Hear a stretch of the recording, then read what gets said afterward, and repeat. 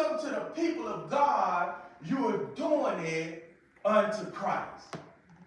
And this is what they can't see, because all they can see is the natural. All they can see is the outer. All they can see is the individual, the person. And that's how we are. All we can see is the person.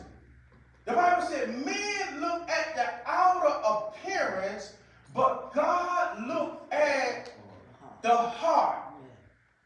We look at the outer appearance. I even see this with the church, how we look at the outer appearance when it comes to certain preachers. Oh, let me tell it like it is. I'm glad I got some females in here today. When it comes, and you know the big thing, we got a thing against women pastors. Now, I say God can use anybody. If God opened up the mouth of an ass and spoke through the ass to the prophet to rebuke and bring correction to the prophet, is it hard for him to use a woman? Is it hard?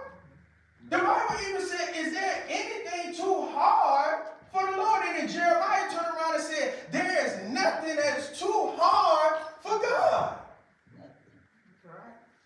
There's nothing too hard for God.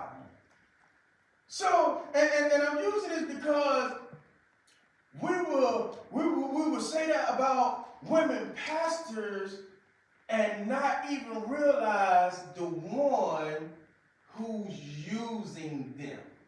You know why? Because all we look at is the person. Instead of discerning and looking with our spiritual eyes. And I can say that I done heard some powerful women of God speak under the anointing. So I got to be honest, I heard some of them better than some of the men I done heard. Oh man, boy, they'll tear me up.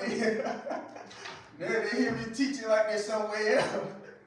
But I'm just saying, and I'm using that to show you how we ought to change our mindset. How we get so caught up in looking at the person rather than the Spirit of God. Because we can't see God. The Bible says God is a spirit.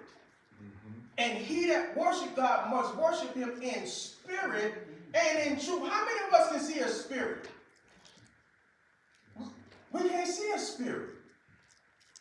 But we should also have the discernment enough to know when God